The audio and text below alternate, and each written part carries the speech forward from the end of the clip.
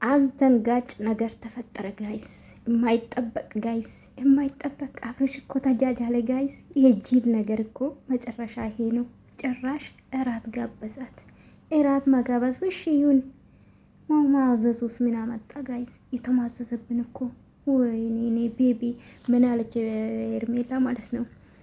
ብዙ ሰው ጋብዛል ምናምን አለችው። እኔ ልንገርሽ ቀላል ጋበዘው እንዴ? አታውቅም እንዴ? እኔ ቆንጆ ብዙ ሰው እኮ ነው የጋበዘው። ብዙ ሰው እዛ ቦታ ብዙ ሰው። ኤኒዌይስ ውዶቼ እንግዲህ አብርሽ ዛሬ የተጃጃለ መጥቷል ማለት ነው። የጂል ስራ እኔ እኮ ብያቸዋለሁ። ግን ከዛ በፊት አንድ ነገር ልንገራችሁ ውዶቼ። በተለይ ቀን በሰራው የተናደዳችሁም አላችሁ። ደግሞ ደጋፊ መጣችሁ እንደ ሄርሜላና የአብርሽ ደጋፊም አላችሁ እንዴ? እኔ አንድ ነገር ልንገራችሁ። ከዛ በፊት ሰላም ልበላችሁ። ሰላም ውድ ቤተሰቦቼ እንዴት ናችሁ? ደህና ናችሁልኝ? አለውኝ እግዚአብሔር ይመስገን። ሰላማችሁ ብዝት ይበልልኝ።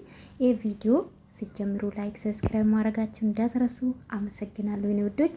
እንግዲህ ጠዋት በሰራው ማለት ነው ብዙ የተናደዱም አሉ። እንደሞ ተከፋፍላችሁ የኤርሜላና የአብርሽ ደጋፊ ሆናችሁ አንድ ነገር ልንገራችሁ። ኤርሜላን አወዳታለሁ፣ ግን በዚህ ሰዓት ይቅርታ አድርጉልኝ፣ የምንሰራው ስራ አልደግፍም። ይሄ ነው እንጂ የአብርሽም የኤርሜላም ጥላቻ የለብኝም። ሴት ሆናችሁ እናንተ ላይ እንዲደርስ ማትፈልጉ ሌላ ሰው ላይ እንዲደርስ አትጠብቁ።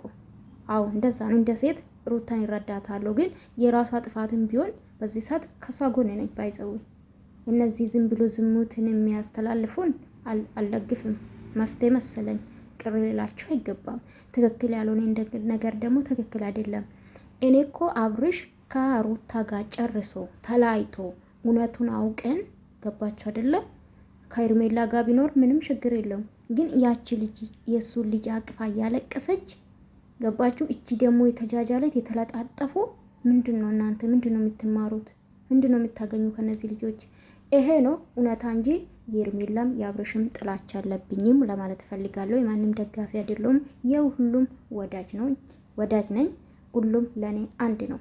ሲቀጥል ወደ ዛሬ እንግዲህ ተጃጃሉ። የእውነት ቀላል አልተጃጃ። አብርሽ ጭራሽ ማለት ነው ጡጦ ይገዛልክ ብያለሁ እኮ እኔ እኮ የሚያወራ ወሬ ደግሞ ዛሬ ማለት ተሰምጧል እኮ ጋይስ። የለም እኮ እኔ አሁንም ደግሜ ነግራቸዋለሁ ለሶስተኛ ጊዜ አብርሽ ኤርሜላን ለማስጠቆር የሚያደርገው ጉድ የለም።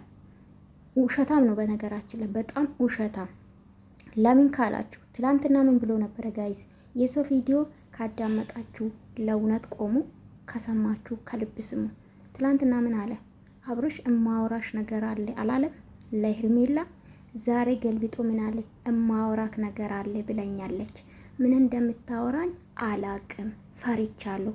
ከዚህ በፊትም ጋይስ ሩታን ራስ ጋብዛት ቡታጅራ ላይ ራስ ጋብዛት ምን አለ? ፈሪቻለሁ ምናምን።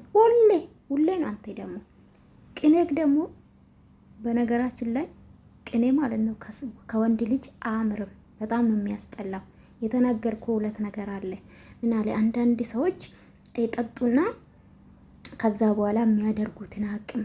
ይሄ ቅኔ ማለት እኔ አላቅም። ከዚህ በፊት ያሳለፈ ነገር አለ አይደለ? ግን ይሄ አሽሙር ቅኔ ከወንድ ልጅ አያምርም ማለት ነው። ሩታን ለመንካት ነው በነገራችን ላይ እና ይደብራል። ለማንኛውም ማለት ነው ባትጃጃል ለሩታ ስሜት ብትጠነቀቅ አሪፍ ነው ብዬ አስባለሁ። እንደምናየው ከሆነ ሩታ እንደተበደለች ነው እንደተከፋት ነው ማቆ። ግን የእናንተ ከካሜራ ጀርባ ሌላ ታሪክ ካላችሁ ማቆ ነገር የለም። እኔ እንዳልኳችሁ ማላቆ ነገር ላወራ አልችልም ማለት ነውና ኤርሜላ ተጃጃልሽ። አንቺማ በቃ እኔ እኮ እሺ ብሎሽ እንተኛ ቢልሽ የምተኝ ይመስለኛል። እሱም ለነገሩ የራሱ ውስጥ ነው አውቆ ነው ካሜራ ላይ የሚያስመስለው።